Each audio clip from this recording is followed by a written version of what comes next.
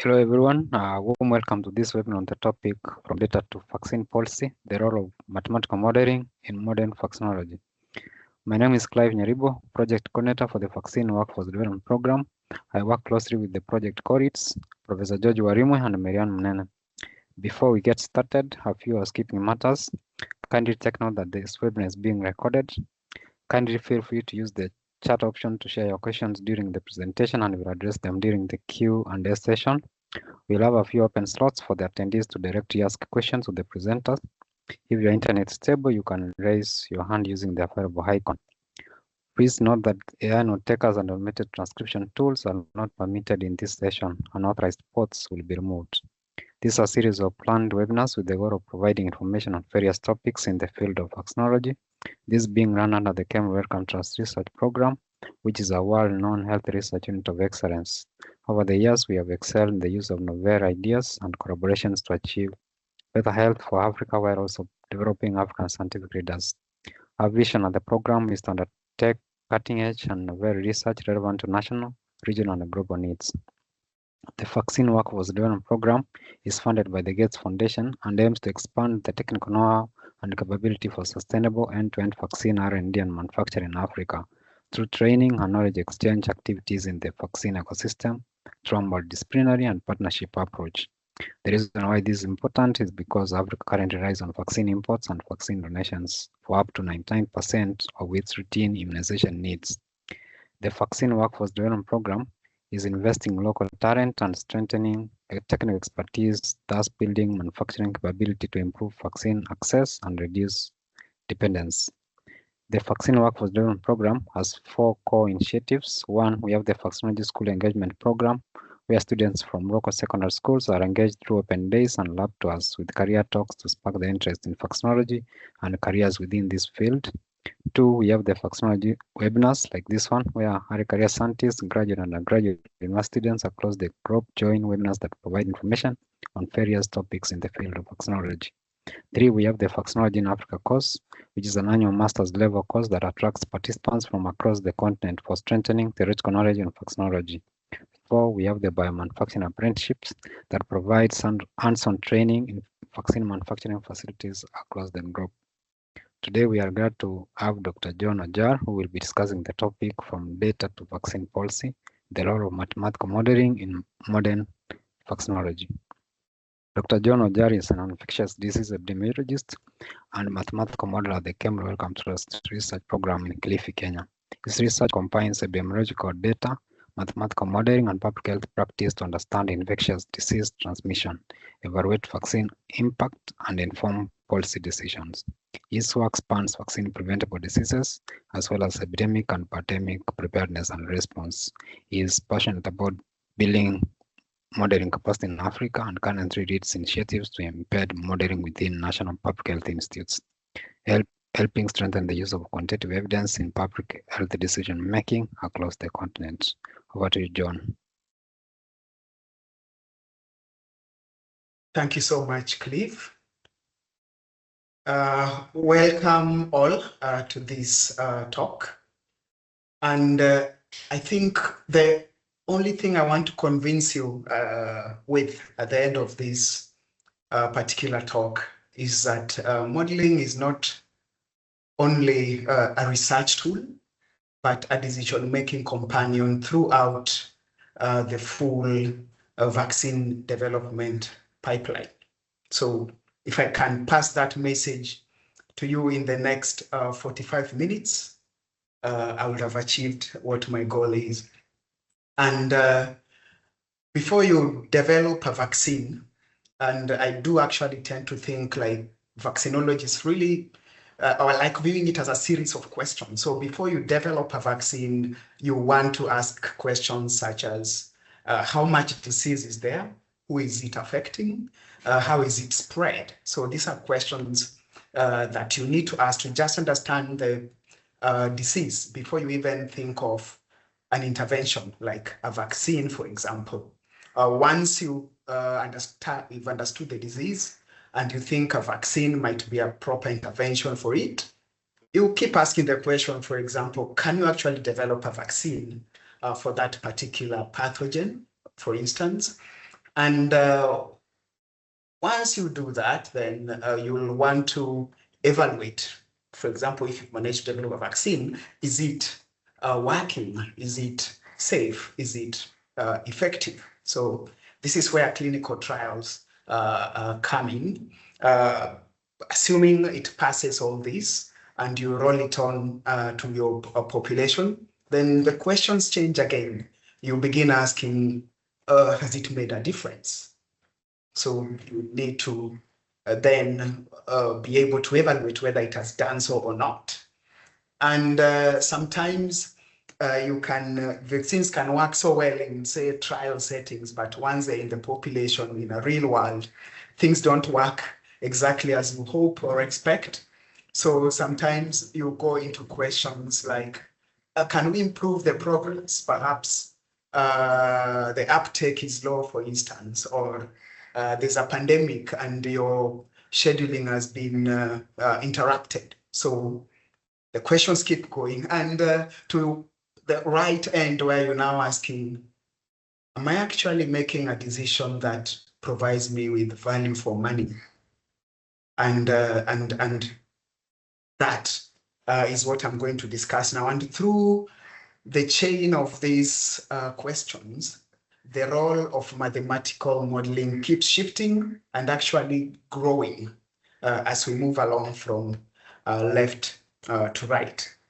But before I continue with this discussion, it might be useful to at least appreciate what mathematical models are. And when many people hear about mathematical models, they immediately think of very complex equations, for instance. And sometimes I talk to people and they hear mathematical modeling and they want to run away. Anyway, but it's very simple. It is really an abstraction of reality. So it's a simplification of something really complex. And I'll use, for this purpose, a health setup where you might have multiple sources of information. For example, you know something about the immunology of the particular pathogen you're trying to study. So you know about the immune responses in humans, you know about the correlates of protection, you know whether the vaccine is efficacious for that particular pathogen and to what extent, for example, in terms of vaccine efficacy. You might know about how it's transmitted, whether it's human to human or environment to human or vector-borne, for instance.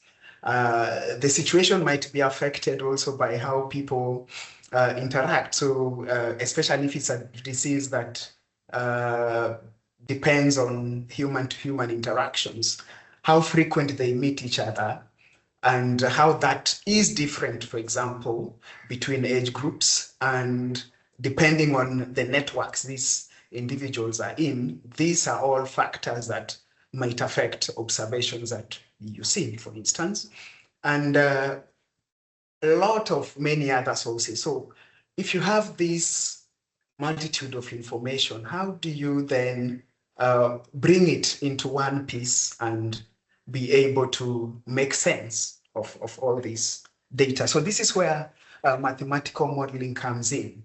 So it's basically tries to create structure in a multiple source of information, create some rules that are very informed by our understanding of the biology, the social science, and even surveillance.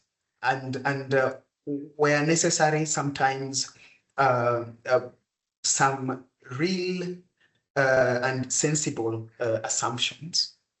And it combines these rules into a computer program that can then be used to, for example, project the future, for instance, or explore alternative counterfactuals of maybe it might be a decision that you're comparing interventions, what would happen if I do A or versus if I do B. And that framework where you're able to unify different pieces of information into one framework, and then use that framework to explore things that you might change within that framework. That is really a model. And if you think about it at an individual level, if I move from health, for example, we all modelers. For example, today when you woke up in the morning, you didn't carry your umbrella because perhaps it has not rained the past 2 days.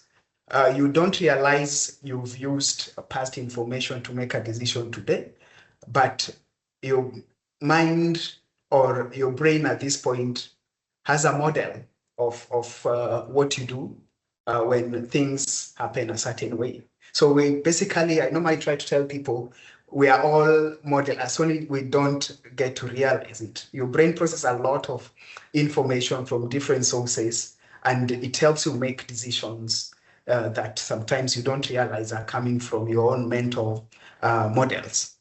So that's basically what a model is. So because it's also an abstraction of reality, it does not have to represent reality exactly. So all models are wrong because they are not an exact representation of reality. And we cannot even get them to a very complex reality that we fully sometimes do not understand. So they are an abstraction of reality, but we can get them to a place where they are useful enough to be able to help us narrow the uncertainty in our environment or whatever question we are trying to answer. The other idea I want to bring about models is that they do not tell us what to do. So they inform decisions. They do not replace those decisions. So it is just one piece of the puzzle that many policymakers try and use to make decisions. For example, it might give you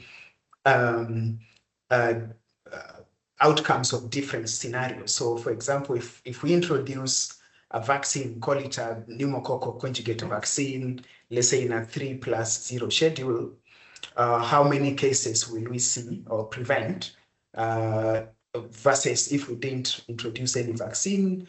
If you introduce it in a 2+1, how many cases do you prevent? So it might give you measures that you're interested in for different scenarios, and tell you a lot of things like cases averted, deaths averted under each scenario. But that alone then does not suffice to make decisions, because governments have to think about is the intervention even feasible in the setup? Or what is the budget impact? Is it equitable? What other factors can help us make a decision here? So the point about this slide is models are just one piece of a huge puzzle that is the complex fabric upon which decisions are made. So let's go to disease burden and vaccine development. So I'll give some thoughts around how models are used to understand the problem even before designing the solution. And then I'll also give some real life examples of how models have been used to understand disease burden and inform vaccine development. What can they tell us about disease? So I think a lot of times you will see models being used to estimate incidence, prevalence sometimes. Sometimes it might be used to estimate some transmission characteristics of the pathogen that is being studied. For example, what is the force of infection, meaning what is that exposure that people have? How much are they being probed for infection by the environment?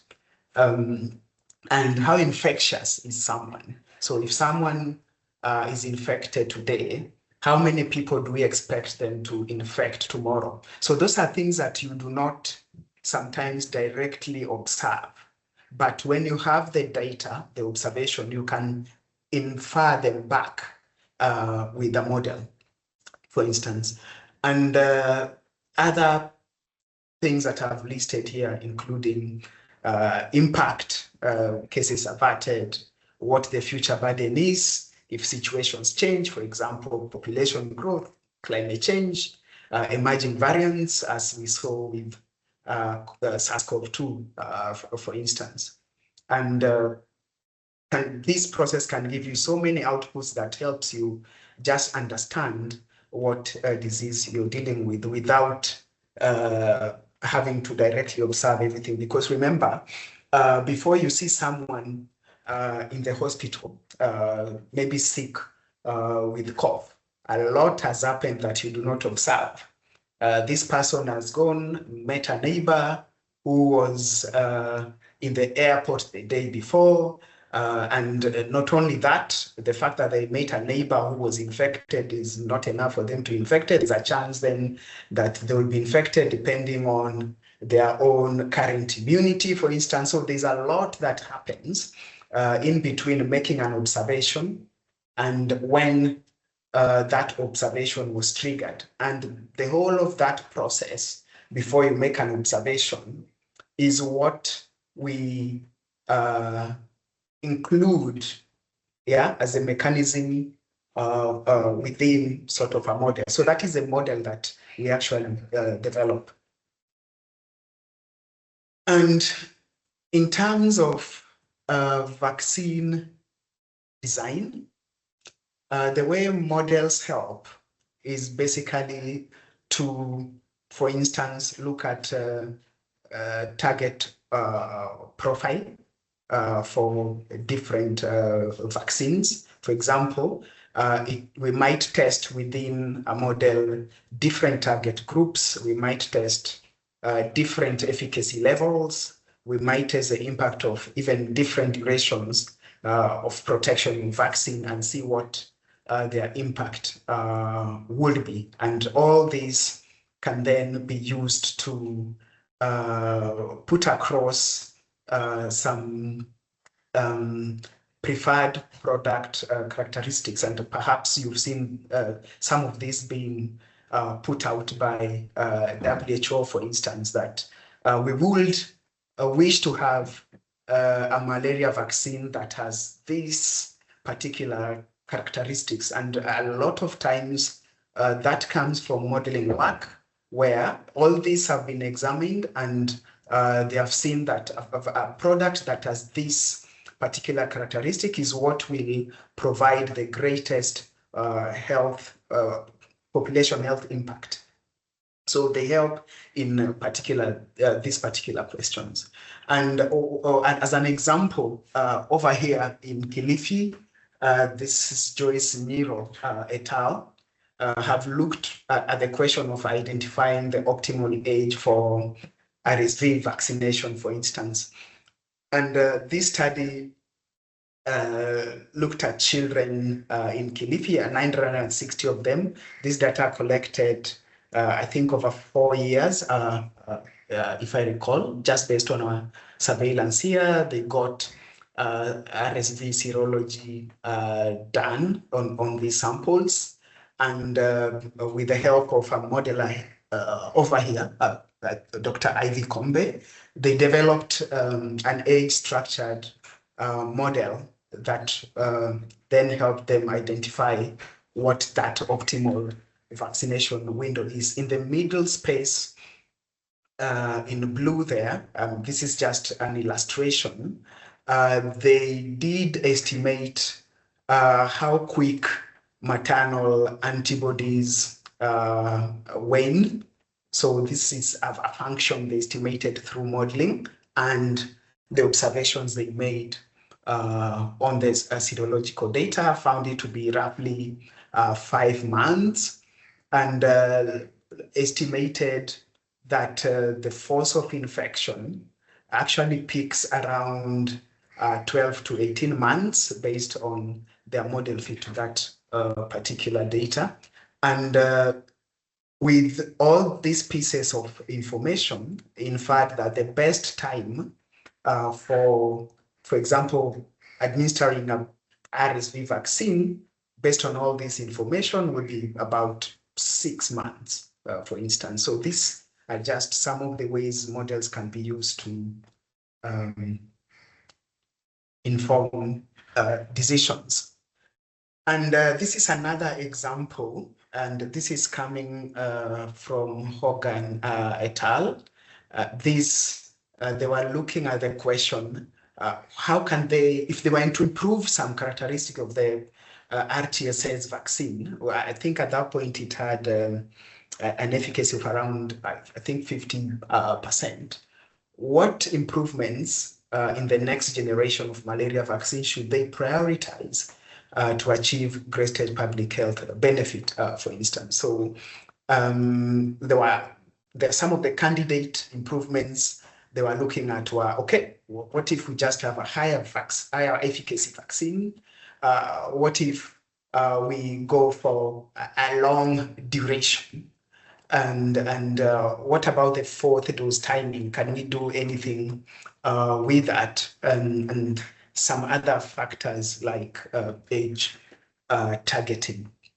So they looked at those factors in purple and how those factors affected cases averted, deaths averted, etc. as outcomes. And some of the key insights that came from this work is that a vaccine that is initially highly efficacious was more preferred than one that has, say, a lower efficacy and a longer duration of protection in terms of some of the outcomes that they were interested in. And this, they derived some target product profile for the next generation of vaccines. If you're interested in this work, please, I've put a link there. You can read it in more detail. So we have understood the burden. We've decided we're developing a vaccine for it, and we need to now check actually whether the vaccine works. And this is the realm of clinical trials. So I'll discuss briefly how modeling comes even at this stage. So with the trials now are very complex because sometimes you want to do trials in settings where the epidemiology is quickly changing. For instance, in an epidemic. So you want to do a trial on an ongoing epidemic, for instance. So it's complex because what background rate then do you use to, for example, calculate your sample size? How do you then decide follow-up duration? You don't know how long that epidemic is going to go for. How then do you design your vaccination strategy in a setup where things are changing quite fast? So these are all things that a model can actually assist you to do to ensure that you have an optimal design with higher power, potentially lower cost, and faster results. The last point is really also just about exposing as fewer as possible people to interventions that are still being tested, which borders around ethics. One way that modeling is being used to do clinical trials is to actually do them in silico. By in silico, I mean on the computer before you even recruit the first person. So you can develop different thought designs of how you think you want to make the study. Develop a model that tells you how many people, what the incidence will be over time, which will be a projection, and then marry your designs to the changing epidemiology that the model is projecting. And then you simulate, say, 1,000 of these trials, each time looking at how many of them result in, for example, a proper false positive or false negative. So just to estimate power, how many of them result in more precise results, which designs, for example, are more likely to result in all these benefits or needs of the researcher in terms of what they want to get out of the trial. And this, I'll give some example, is just a very useful way that we sometimes use models. And in this example, this is Belan et al.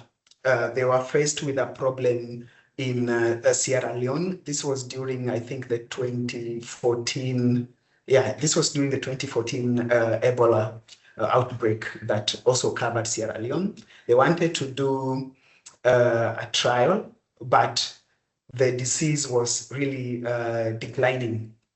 The Ebola cases were really declining. So what they opted to do, they had two thoughts about how they would do the trials. One was a randomized control trial, and the other was a stepwise trial. So they wanted to check before they decided which way to go. And so they simulated through a transmission model what the projected number of cases will be over time, and then used that time evolution of cases to challenge these two trial designs head to head. So they ran thousands of these trials on a computer and checked on a few things. And when they compared these results, they found out that the randomized control trial, when given in preference, starting from areas of high incidence, was more likely to have higher power, that's 90%, for example, than a stepwise trial in their particular case, given all these uncertainties around the projection of cases over time in Sierra Leone. So that really helped them make a quick decision on what trial route to take. So once you've done your trial, you know the vaccine works. You need a vaccine strategy. So who are you giving the vaccine to? Or what in what schedule, for instance? Are you targeting any particular age group, for instance, if relevant for that particular vaccine? So there are many questions once you have a working vaccine that has been tested through trial. And this shown here are just some of the questions then that you'll then be asking. And I'll quickly go through how modeling can help you answer some of these. Let's take the case where you're trying to look at alternative schedules. So that's say a 3+0 given at 6, 10, 14 weeks, 2+1, that's 6, 14, and perhaps a booster at maybe 9 months or 12 months, whichever the case. You can test it at any booster age. And maybe whether, we need to introduce the vaccine with a catch-up. So a model will simulate all these scenarios based on your understanding of what is the efficacy of a 3+0 schedule.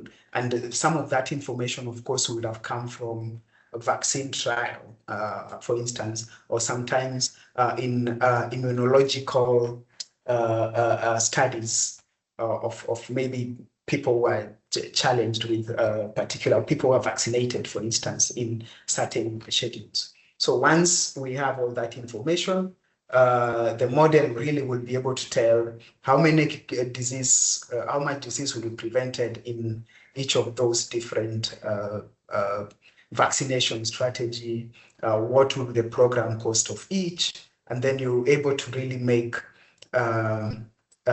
or choose an optimized vaccination schedule through this. And we have done a bit of this in Kenya, and there are so many examples out there, but I'll just give this particular example where we were looking at, is it useful or is it dose efficient to introduce vaccination in Kenya with a catch-up campaign, or should we just go straight into routine introduction without catch-up? And this study, actually, we did this after the vaccine was already introduced for the benefit of countries that had not already introduced the vaccine. So what we did is to test several catch-up campaign specification, that is an under 1 catch-up, an under 2 catch-up, and under 5 catch-up. We used all we know about how pneumococcus is transmitted and what the efficacies of these different catch-up campaigns are, because we had done some clinical trials where children in Malindi who were 1 to 5 years were vaccinated with these vaccines, and we looked at what the efficacy was. So we had information both from trials and from surveillance over here on the transmission of pneumococcus. So we managed to basically show that introductions with catch-ups were more dose efficient. And in fact, if we introduced with a catch-up, we will bring the benefits 4 years forward.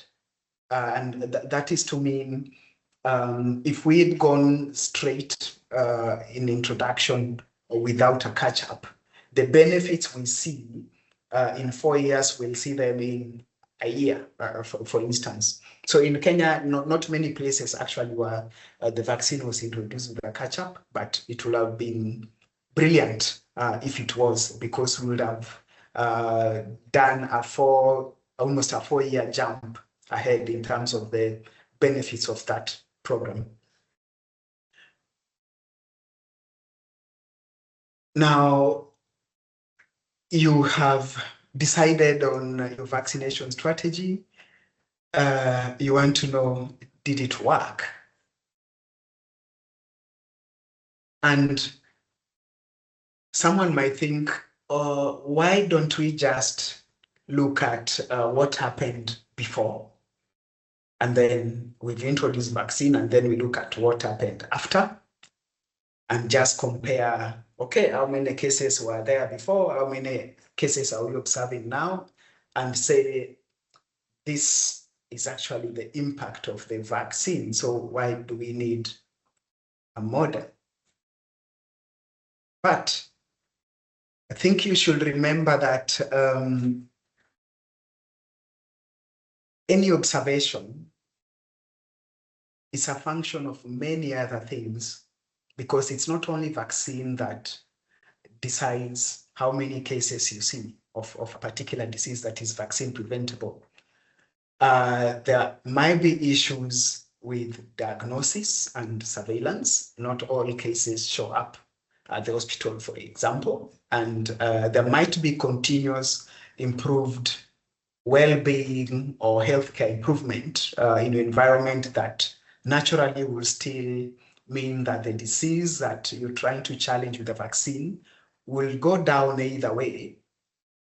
The population might be aging, for example, and that might have an impact on perhaps age-related susceptibility and changing then how many people you're seeing with the disease. And there are behavioral changes. For example, there's a lockdown during COVID, and you see cases of pneumonia going down. Is it because of the vaccine introduced just before COVID?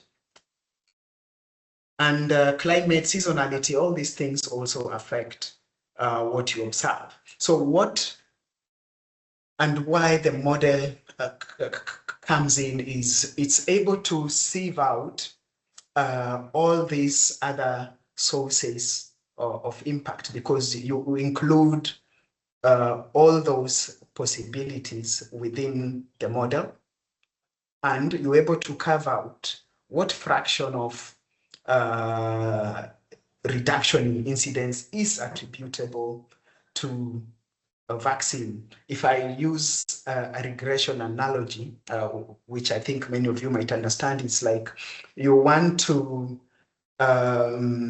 look at the effect of a vaccine introduction, controlling for better diagnosis, improved healthcare, natural epidemic cycle. So that is really the analogy here. So you cannot just observe before and after and say that is your vaccine impact. So models come in very handy in doing that. And just one example we've used before, I work a lot with the pneumococcal conjugate vaccine. So I'll give a lot of examples from my own work. This was our work trying to estimate the impact of the 10-valent conjugate vaccine that was introduced in Kenya. We used pre-vaccination data, so survey data that was done before the introduction that in 2011. So we did carriage survey, we have IPD surveillance in hospital. Of course, we do have some demographic surveillance over here, so we know our denominators, and we've done some social contact studies within here, so we know how frequent people meet each other. So we put all this in a model, and this model estimated acquisition of courage, estimated things like herd protection, and we included things like waning vaccine protection from literature, for example. And on the right-hand side just shows some of the items we came up with in terms of outputs. For example, we saw that even without vaccinating the adults, the fact that they were around children who were vaccinated, we estimated, so for instance, a 30% reduction in overall invasive pneumococcal disease incidence in those who are 50, meaning, yeah, that is what the vaccine afforded us in terms of the herd immunity. So you're not able to come up with such estimates really without models, because these are things you do not get to directly observe.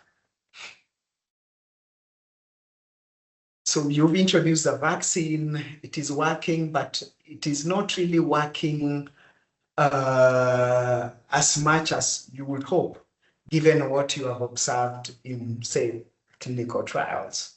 So you want to understand why your vaccine is not working as expected, meaning the effectiveness perhaps is too low compared to the efficacy you're seeing in clinical trials. So how do model help us at this particular stage? And a lot of the reason why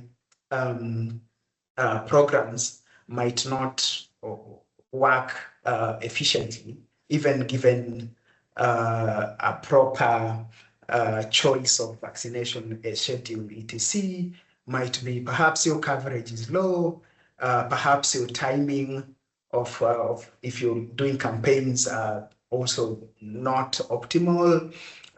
Maybe your geographical target, if relevant for the particular disease is not precise. So there are many different reasons why programs, even for very efficacious vaccine, might not give out the benefit intended. And I'll give an example of a scenario where a measles program, for example, which was very successful. I know that is relative. In Kenya, was interrupted by COVID during the period around 2020, that is. And there was an SIA that was postponed around February of 2020, which was a very important SIA. And the question then was, what should we do next? We've missed this SIA. At the moment, we are protected by the fact that there are restrictions in the population, so people are not contacting each other too much, at least in diverse geographies. So that reduction in contacts will keep us safe for the moment, even though fewer people, fewer proportions then are not vaccinated against measles. The question was, what then happens when these interventions are lifted in this around 2021? So the process we went through here was to actually just take some data. These were measles serology data, contact pattern, what vaccination coverage we had. We decided on a model and simulated different scenarios. And the graph in the middle shows the probability of measles outbreak just before the postponement of that SIA. And this is based on the measles vaccine coverage at that point, amongst many other factors that is used to estimate that probability. We estimated that with the ongoing restrictions, that probability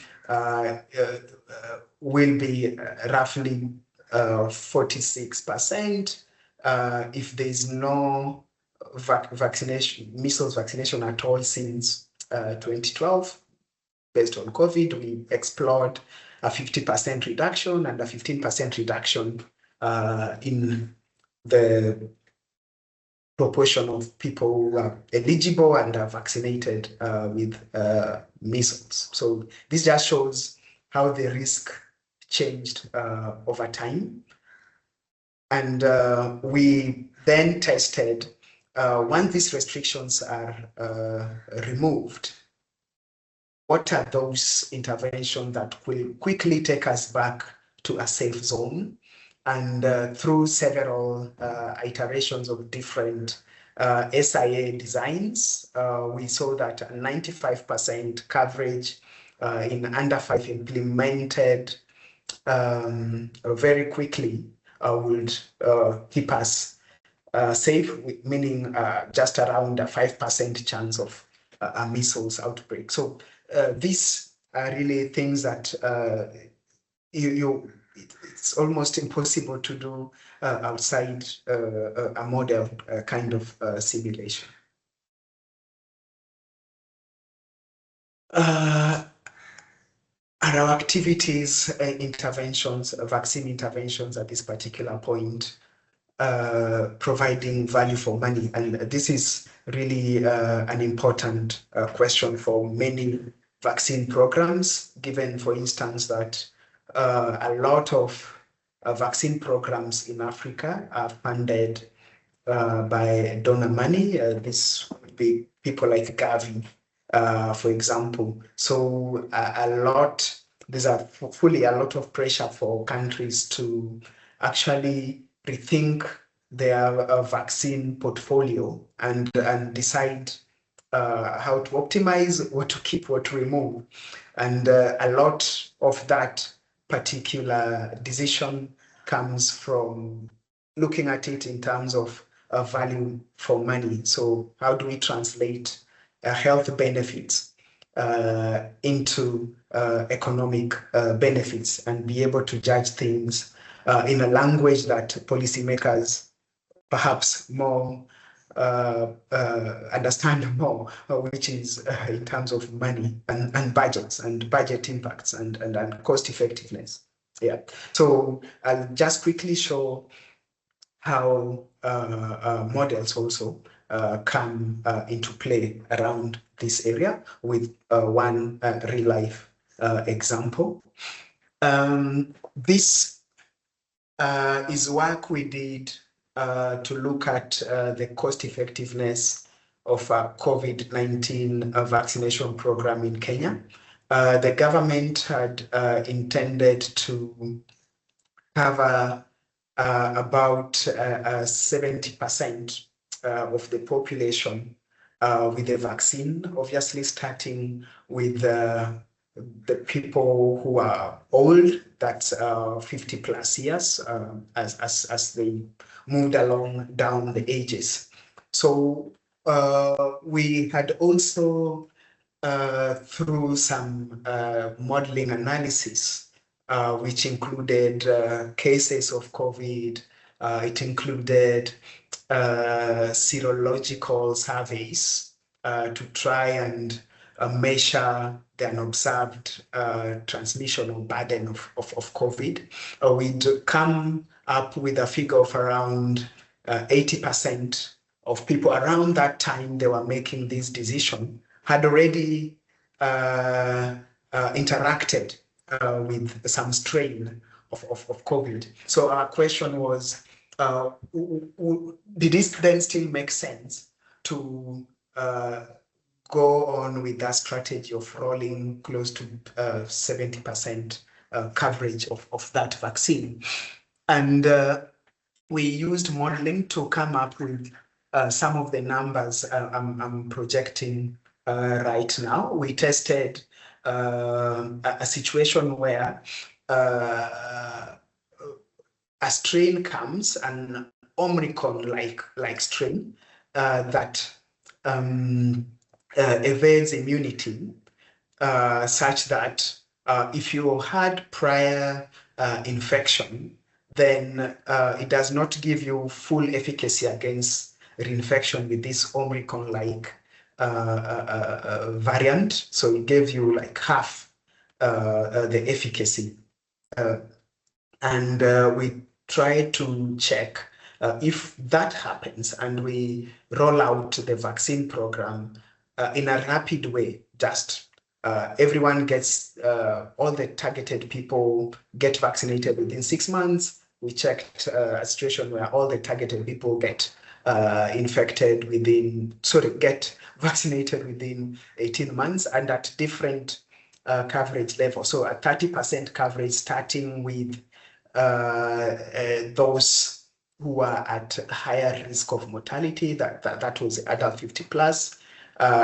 So once we cover, for example, 80% of those who are 50 plus, the remaining doses then will go to the lower ages or do a 50% vaccine coverage of adults, starting, of course, with elderly and moving down the age chain.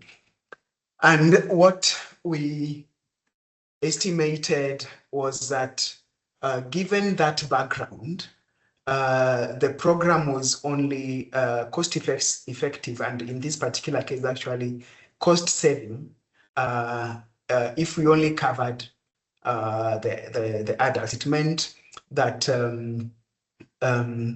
perhaps a lot of the transmission and the case fatality rates we observed in those who were younger within this particular setup then did not warrant that particular expenditure in vaccines, and they were not cost effective it was not cost effective trying to cover those younger age groups. So this was just some of the recommendations we gave to the government. They didn't continue, but I can't say it was because of this result. This might have been just one of the results they considered. So I hope I have been able to convince you that modeling does not just come at one point during a vaccine life cycle. It comes in when you're thinking about designing the vaccine itself. It can help you create target product profiles.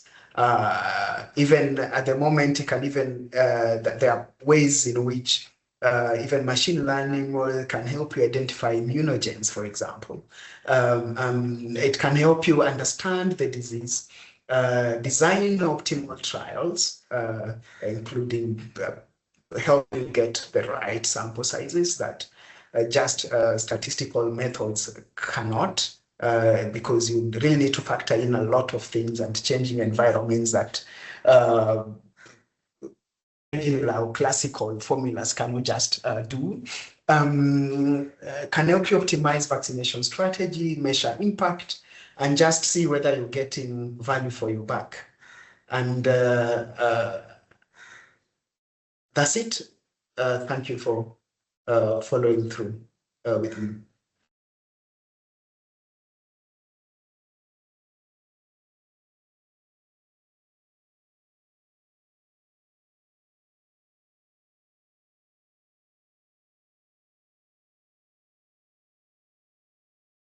Hello. Clive, Yes. back to you.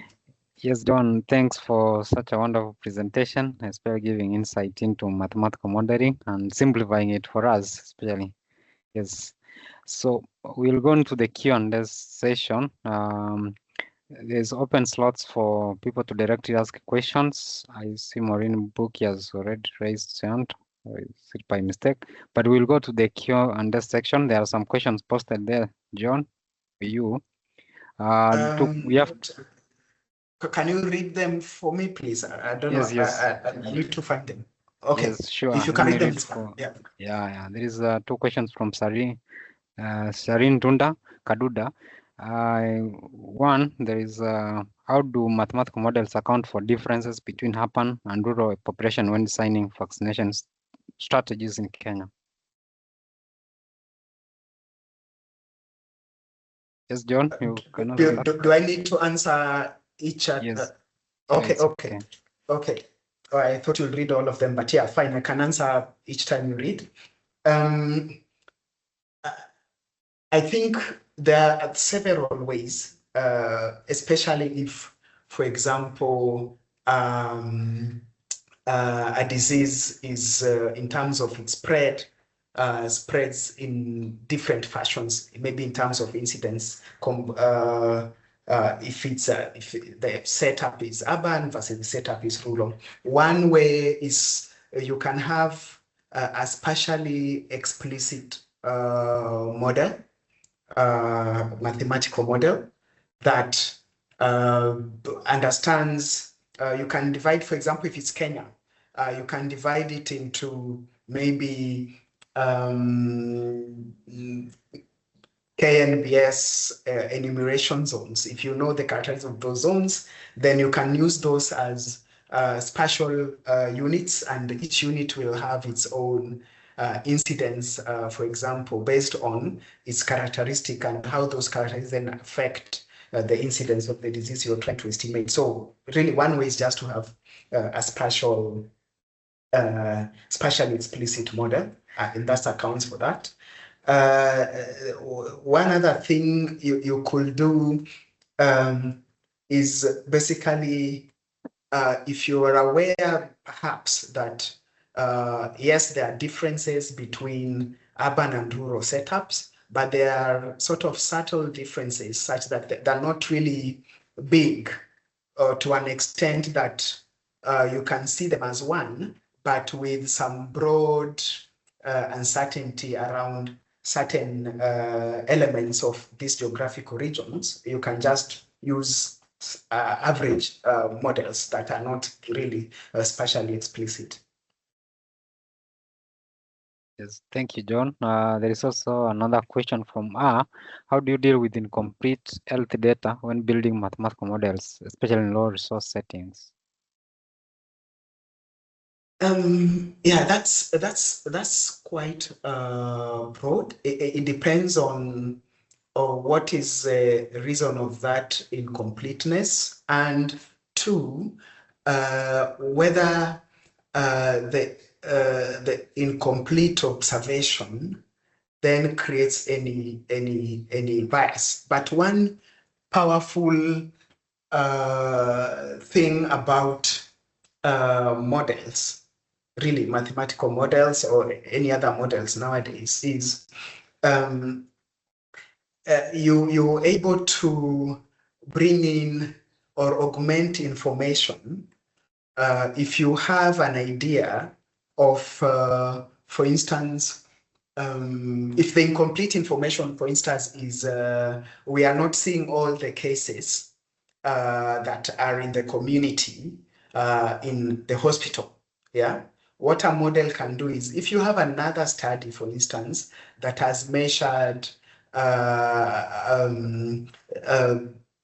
for example, what proportion of people show up at a certain hospital, then you're able to bring in that particular information into the model so that it does not underestimate, for example, the cases needing hospitalization. So you're able to augment depending on really what's missing.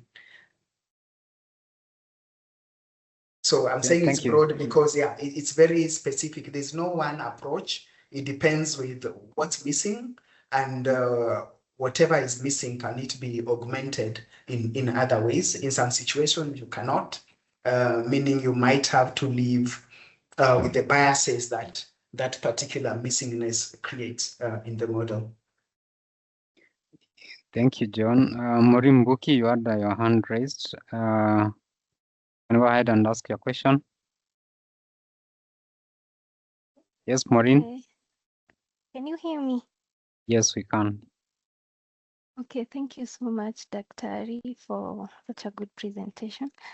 I had a question and I have posted it in the chat.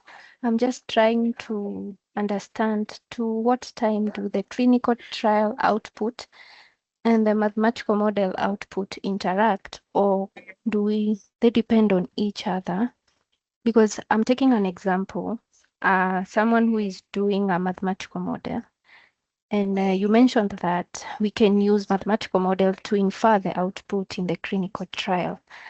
So I'm kind of trying now to understand to what extent do the output maybe of clinical trial can be used in modeling, or and when do we use the output of the model to infer some output in the clinical trial, or how do they interact? Do they work simultaneously or which depend on each other?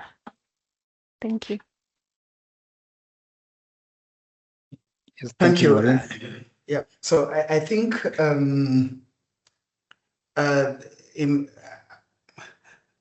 this, I might think of it as a cycle. Yeah. So, for example, clinical trials can inform mathematical models. Yeah, that's one angle. The other angle is models can inform how to run a trial. Yeah. So that is the take home that I want you to have in mind. And they are not the same. I'll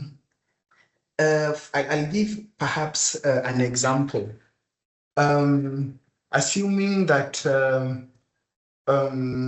you want to do a clinical trial, say in Kibera, for example, and you want to introduce a typhoid vaccine there, and you want to know how many clusters, for example, should I introduce the vaccine, and how many clusters should I not introduce the vaccine in? That's potentially like a sample size question.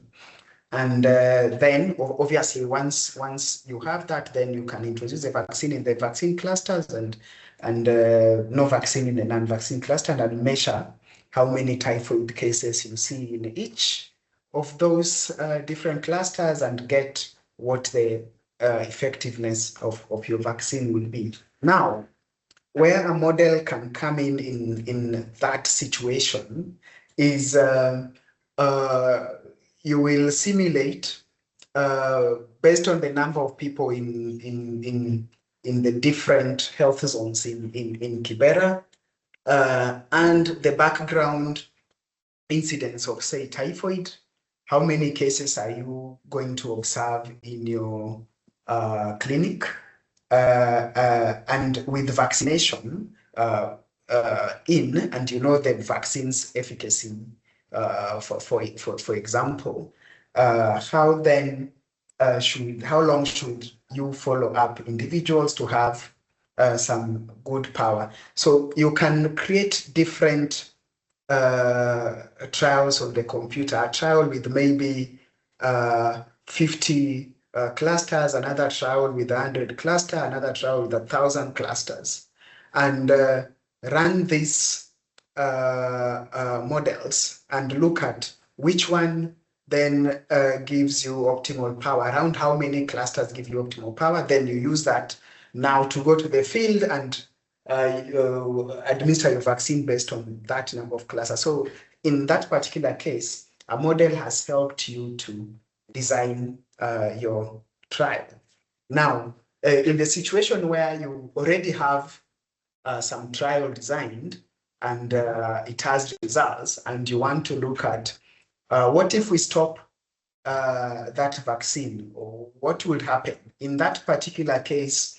Now, the effectiveness that you've obtained from a past trial then becomes something you include in a model to project what will happen if you wipe that particular effect away. So they sort of can help each other. They don't need to be used.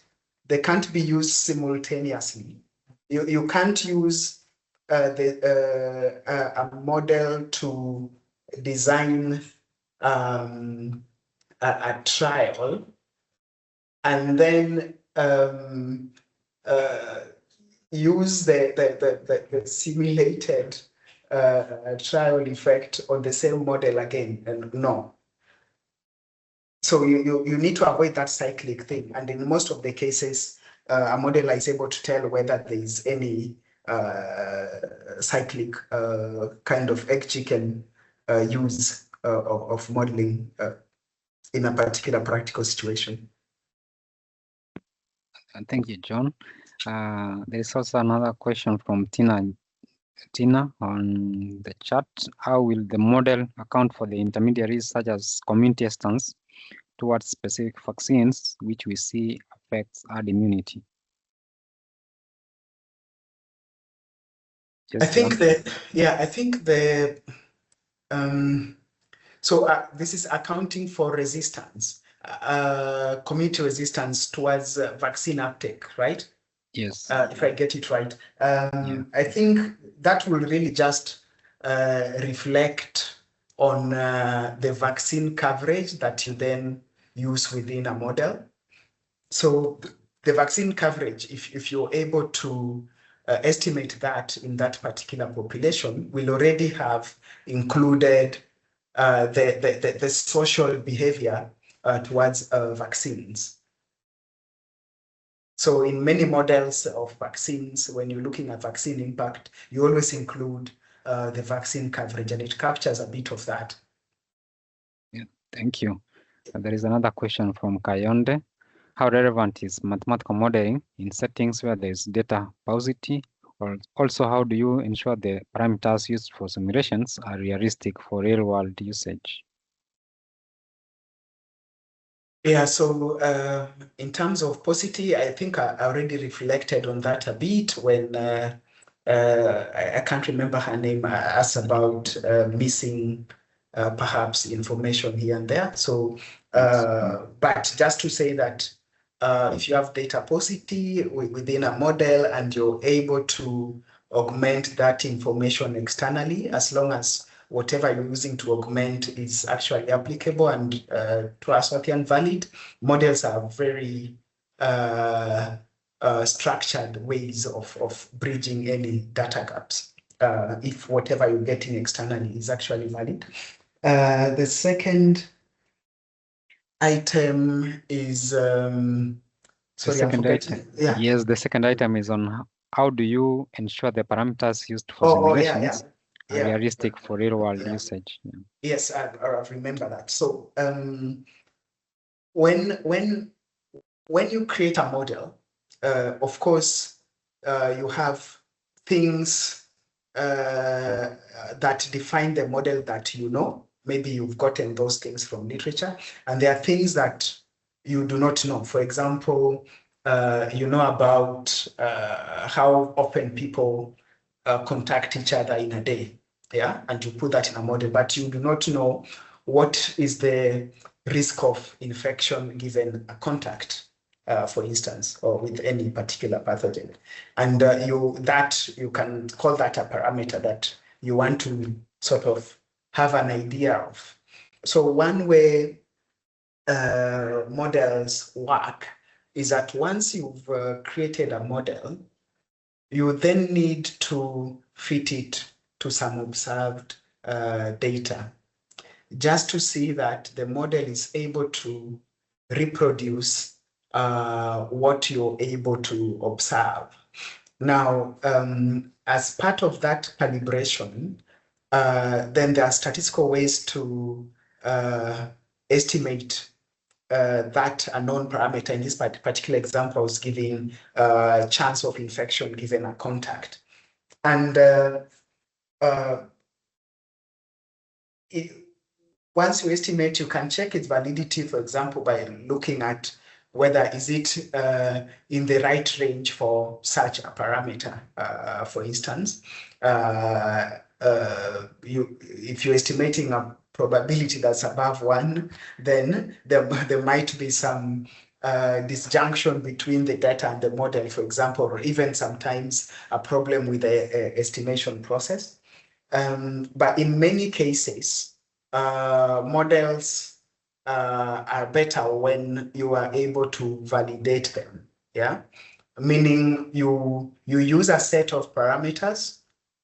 You project what those parameters give in terms of disease progression in time, and then look at, does that actually happen?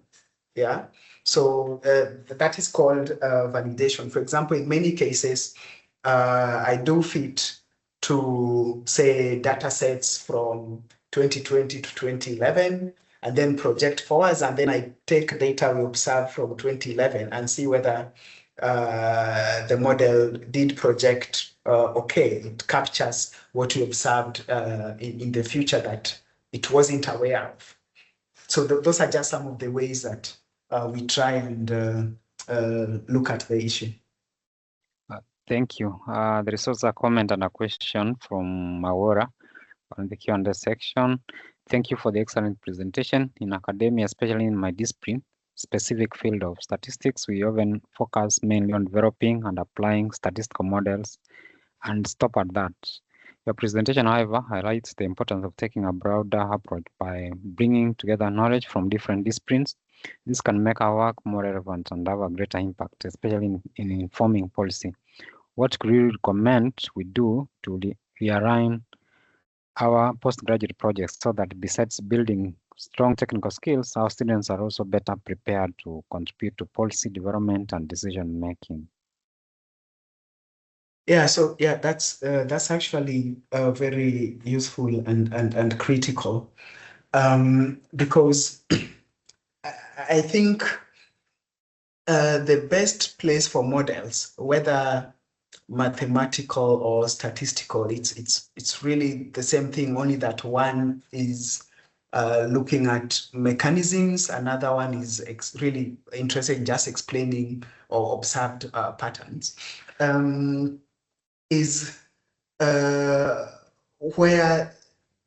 their utility is needed. So, and I think this means that even say within universities or health research institutes, those who are developing models have to closely interact with where those models are useful.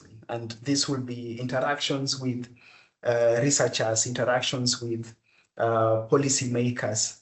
For instance, this needs to be developed, or that environment needs to be created in some way. So I think for a university setup, this might perhaps involve attachments at, say, MOH, for instance, where the statisticians or the modelers can actually work on some real life problems, work on the interactions with policymakers, and just develop the idea that they don't have to be siloed in front of their computers, and they can co-develop models with people who are not even mathematicians or statisticians, for example. That's the gap we really need to bridge to even help our upcoming professional students in this area. Thank you. There is also another question from Gerard. How is AI shaping modeling, and what are some biasness of synthetic data generated by AI used in model training? Yeah, there's one thing you cannot control for models, and that's why people need to be very careful, especially for large models that might use data that is biased, because I could use the words garbage in, garbage out. So however large or smart a model is, if it uses biased data, it will learn that bias, and that bias will appear in its outputs. So there's no, a good model does not replace great data. So we still need to ensure we are training models with great data. That we cannot go down on. Thank you. There is another question from Zoo. Hi, John. Thanks for the presentation. I have a quick question from the policy side. How do you evaluate the value of vaccine efficacy and vaccine effectiveness? To what extent is a new vaccine good to consider, and another is poor to consider? Thanks. Yeah, so in many cases, we evaluate the value of a vaccine through some measures. And one measure, even if you don't go to look at money, is how many cases at least does it prevent? How many deaths does it prevent? So those are just simple ways in which you can look at the value of a vaccine. Now, when you want to relate that value to what you pay to actually benefit in such a way, then you need to now move from just cases averted, deaths averted, to thinking about how much do I spend per case I avert? Yeah, meaning you divide, for example, your cases averted by how much money you spend in the program. So those are just some of the ways you you're able to value a vaccine, and you're able to compare one vaccine and the other. If one averts 10 cases per dollar and another averts 200 cases per dollar, you might want to say that the second vaccine is more cost effective, but that is not the end of it. There are many other things that will go into such a decision, but those are just some of the ways we look at value for vaccine. Yes, John, there is another follow-up comment from him where he asks about the threshold. Is there a threshold for the value such as greater than or equal to 60%? A threshold for what? Sorry, so please repeat. For the value, he's asking about is there a threshold for the value such as equal to like or greater than what threshold then do you say this is a good vaccine? Yes. In terms of value. Yeah. I think this is a fluid discussion. Normally, conventionally, the way vaccines were valued is that, for example, if it provides, say, if the cost per I'll have to use a term here that I might have to explain. If, for example, the cost per disability adjusted life year, I'll explain that, is above the country's GDP per capita, then that vaccination program was said to not be cost effective. So there are thresholds, but there are resistances or theories of people moving. Not every threshold basically is foolproof in terms of criticism. They have their own benefits, they have their own shortfalls. Yeah. So sometimes people move towards just something like willingness to pay, yeah, which is more fluid. So how much is a country willing to pay for this particular benefit? And that's how, and if any intervention falls within what they are willing to pay, then they term it as cost effective. And of course, willingness to pay depends on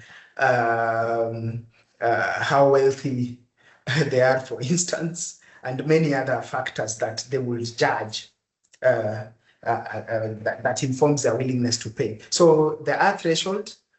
Sometimes they are actually criticized, but there are other approaches that people are still using to call the shot in terms of whether an intervention is cost effective or not. I said I'll define disability adjusted life years, which is most of the time used with some threshold to call cost effectiveness or not. And this is basically a measure of how much time in terms of years someone loses if they die from a particular disease, and also how much time they spend in that disease state, a function of that, if they don't die, for instance. So it's just a measure of disease burden. Thank you. There is another question from Masinde. Hi, Ojar. Thanks for the good presentation. I was wondering how mathematical models in vaccine trials account for differences in exposure and susceptibility to infection across population.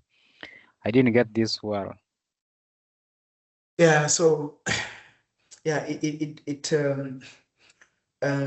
depends, especially for instance, if it's a vaccine trial that is being conducted in a sparse population, where there might be differences in exposure, maybe environmental exposure, for instance, or the people in those different places perhaps are genetically different, and that impacts on how susceptible they are or not to a certain disease. then really one way is to actually have that distinction or framework as part of the model. So the model cannot then be agnostic, yeah, to those perhaps spatial differences or maybe network differences if it's related to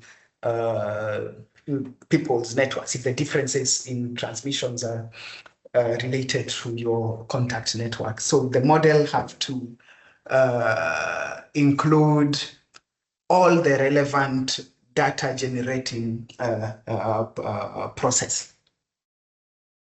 But it's possible. Thank you. Yes, there is no further question on the Q&A section of the chat section. But Ojar, in your work to build capacity in the National Public Health Institutes in Africa, how bad are we doing in Africa, especially in using mathematical models to inform policy? Yes. Yeah, I have no direct answer to how bad, because I will need a tangible measure, which I do not have. But I have a qualitative answer to that, really just based on experience. And my feeling really at the moment is the use is low, and it is low mostly because one, there is no, or there's very low capacity within many national public health institute for this level of data analysis.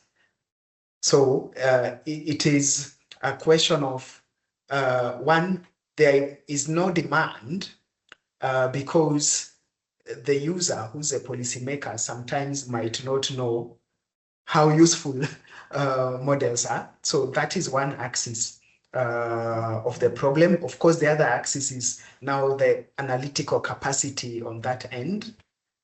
We still need to develop more people who can do such technical, statistical or mathematical modeling. And obviously, when you have these two components, policymakers here who should have the demand and modelers on this end who are the suppliers, there needs to be a market.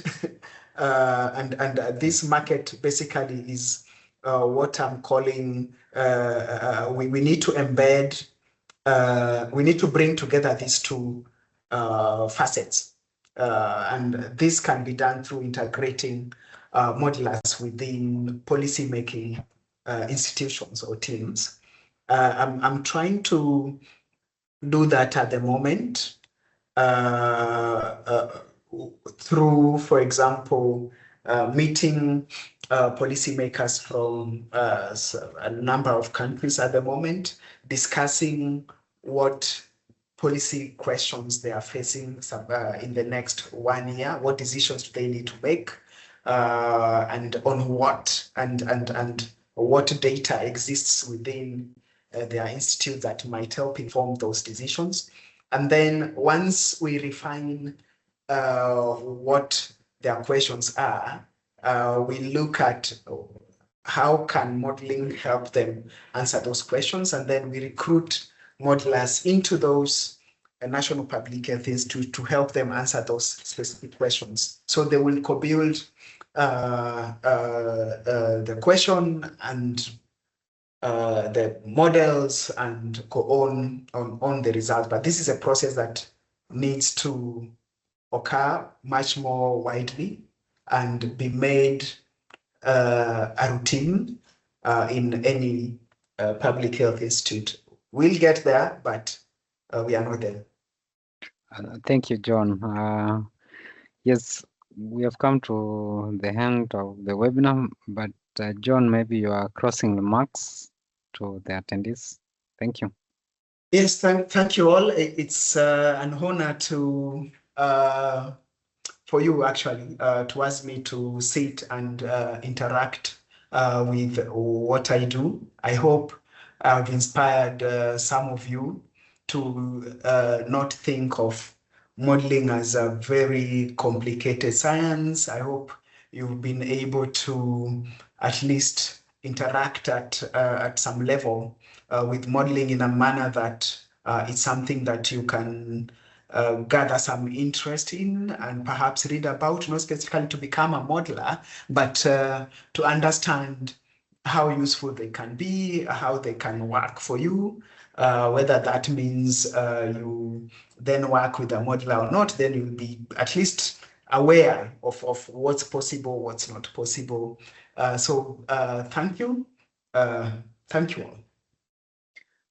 Thank you, John. Thank you very much to everyone in this webinar. We would like to hear about your experiences and what else you would like us to discuss in upcoming forums. Before we close, kindly requesting that you take a few minutes to respond to the post-webinar survey posted in the chat. There is a link on the chat. Have a nice day and looking forward to more engagements with you. Thank you, everyone.